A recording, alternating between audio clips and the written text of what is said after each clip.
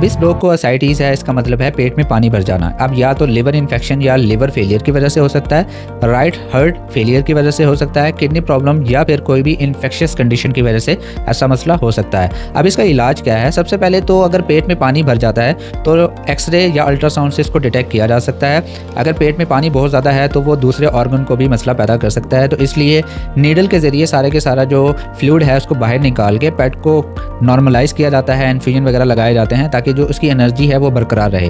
उसके बाद डिपेंड करता है कि क्या कंडीशन थी, किस वजह से ऐसे हुआ था। लिवर की वजह से हुआ है तो डेफिनेटली लिवर टॉनिक्स दिए जाते हैं। एक मेडिसिन आती है फ्रूसामाइड, जिसे हम लेसिक्स की टैबलेट्स या इंजेक्शंस भी आते हैं, उसकी वजह से भी वो जो एक्स्ट्रा बॉडी के अंदर फ्लूइड होता है उससे बाहर निकाला जाता है। इसके अलावा एंटीबायोटिक्स वगैरह दिए जाते हैं और डिपेंड करता है कि किस कंडीशन की वजह से ऐसा हुआ है उसको ट्रीट किया जाता है ताकि आपके पेट को सर्वाइव करवाया जा सके।